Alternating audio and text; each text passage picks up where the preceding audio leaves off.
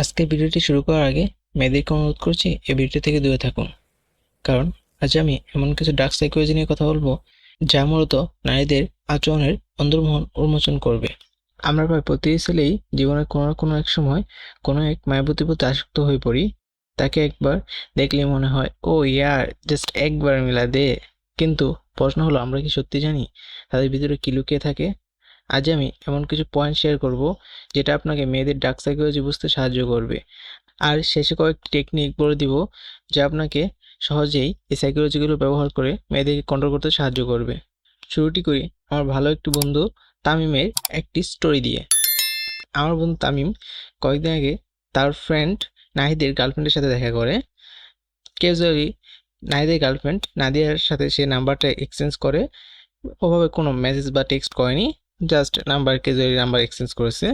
কিন্তু হঠাৎ একদিন শুনে নাহিদের সাথে নাদিয়ার ব্রেকআপ হয়ে গেছে।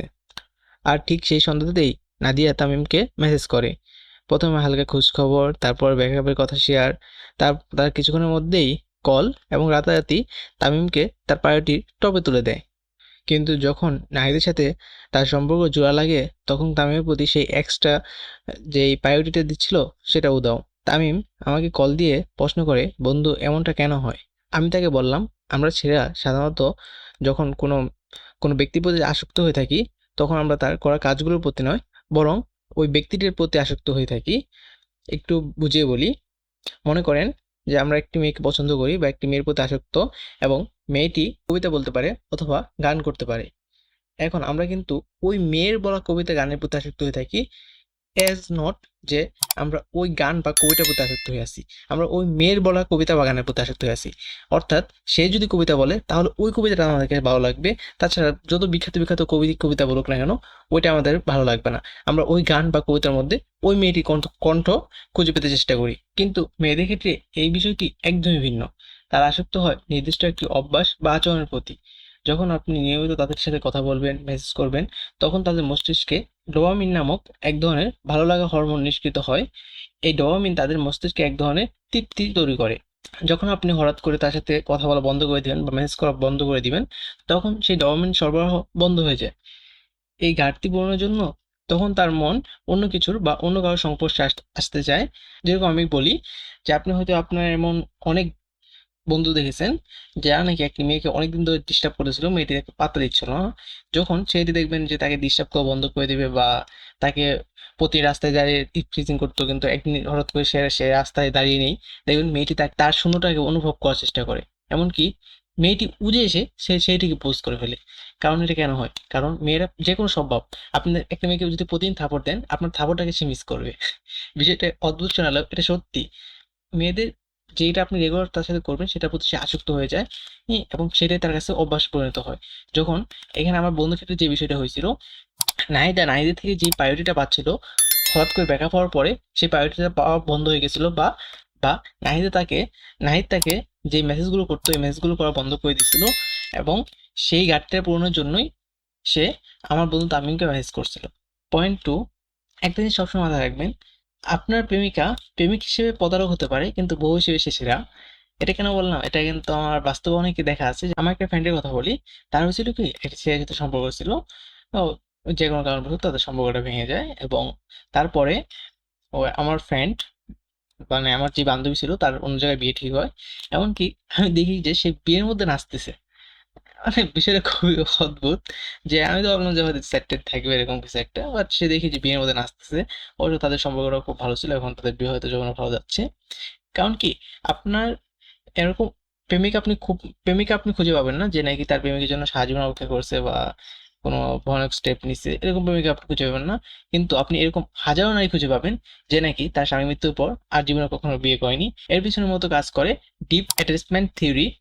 এটা নিয়ে আমাদের চ্যানেলে একটি বিস্তারিত ভিডিও আছে, আপনার চাইলে দেখে আসতে পারেন। এবং যদি মনে হয় যে না, এই আলাদা এক টপিকের উপরে আপনি ভিডিও চান, তাহলে ভিডিও কমেন্ট করতে পারেন, আমরা ইনশাল্লাহ ভিডিওটি নিয়ে আসবো। এখন আপনাকে আমি কিছু টেকনিক শেয়ার করি। অবশ্যই মাথায় রাখবেন, এই টেকনিকগুলো কোনো মেয়েকে আপনার প্রতি দুর্বল করার জন্য নয়। এটা টেকনিকগুলো জাস্ট আপনার মেয়েদেরকে আরো ভালোভাবে লিড করার জন্য, মেয়েদের ইমোশনকে আরো ভালোভাবে আপনার বোঝার জন্য, তাকে আরো বেশি কেয়ার করার জন্য। তাহলে আমি শুরু করতেছি। ফার্স্ট আপনি যখন কোনো মেয়েকে পছন্দ করবেন, তখন আপনি ফার্স্ট যেই জিনিসটা দেখবেন, চেক করবেন, সেটা হলো যে আপনার মতো জুড়ে থাকা পাবলিক ওর লাইফে আর কতজন আছে। জুড়ে থাকা পাবলিক বলতে বাংলাদেশের প্রেক্ষাপটে আপনি যে কোনো একটি মেয়েকে আপনি সার্চ করেন, আপনার ক্লাসের সব থেকে বেটে থেকে শুরু করে সব থেকে লম্ব যাকে আপনি ই করেন, তার পিছনে দেখবেন যে ফার্স্ট লাইক 2 থেকে 3 জন ঝুলতেছে। এটা আপনার বাংলাদেশ প্রেক্ষাপট। বাংলাদেশ, ইন্ডিয়া, পাকিস্তান এই 3 দেশের মধ্যে খুব নর্মাল। এশিয়া কান্ট্রিগুলোর মধ্যে এটা খুব নর্মাল, কিন্তু বাইরের দেশে উন্নত রাষ্ট্রগুলোর মধ্যে দেখবেন এই জিনিসটা একদম ভিন্নতা দেখা যায়। যদি আপনি দেখেন যে তার প্রায়োরিটি লিস্টে মানে তার পিছনে আপনি বাদেও এরা আরো অনেকে ঘুরতেছে, তাহলে আমার সাজেশন থাকবে যে আপনি ওখানে না যান। কারণ আপনি যদি জানো, দেখা যাবে কি আপনাকে ওই জুড়ে রাখা পাবলিকে রেখে দিবে। আর জুড়ে রাখা পাবলিকে আপনার কখনো থাকবেন না। নেক্সট, তার লাইফে দেখবেন যে আপনি না থাকলে কোনো বেস্ট ফ্রেন্ড বা আপনার যেই ফেভারটা আছে এটাকে অন্য কাউকে দেওয়ার মতো আছে কিনা। যদি থাকে তাহলে আমি বলবো যে ওখান থেকে সরে যান। নেক্সট যে জিনিসটা বলবো সেটা হলো যে আপনার লাইফকে আপনি এলোমেলো ভাবে উপস্থাপন করেন। মেয়েদের মধ্যে একটা খুব কিউরিয়াসিটি একটা বিষয় কাজ করে, জানেন কি? তারা খুব কেয়ারিং, তারা তো মায়ের জাত, বুঝছেন? তারা আপনাকে খুব গুছাতে পছন্দ করে। দেখবেন মেয়ে তার সংসারটা অন্যভাবে গুছাতে চেষ্টা করে। এই জন্য দেখবেন আপনার ক্লাসের সবজিকুল যে ছেলেটা আছে, তার দেখবেন 2 থেকে 3টে সুন্দরী গার্লফ্রেন্ড আছে। এটা কেন হয়? কারণ মেয়েরা চ্যালেঞ্জ নিতে পছন্দ করে, এবং মেয়েরা সবসময় চায় কি, যে আমি এক সুপার হিউম্যান, আমি যাবো এর মধ্যে জীবনকে গুছিয়ে দিব। এবং সিনেমা টিনেমায় দেখানো হয় যে একটা গুন্ডা ছিল, একটা বাউট ছেলে ছিল, যে নাকি মেয়ের ভালোবাসায় এসে একদম পিওর হয়ে গেছে। বাস্তবে তা কখনোই হয় না।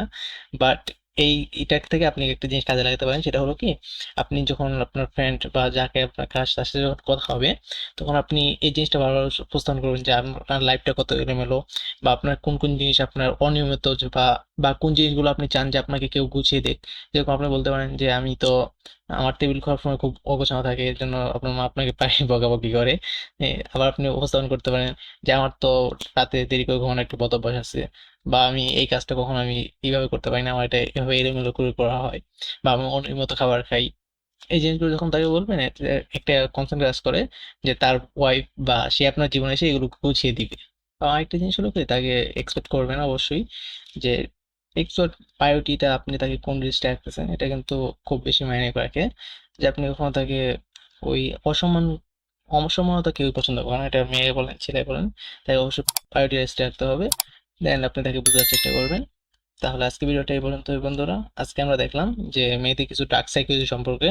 এই ধরনের আরো নিত্য নতুন ভিডিও পেতে আমাদের চ্যানেলটিকে সাবস্ক্রাইব করে রাখুন, এবং নেক্সট ভিডিওটি কোন টপিকের উপরে চান ওটা কমেন্ট করতে পারেন। আসসালামু আলাইকুম, আল্লাহ হাফেজ।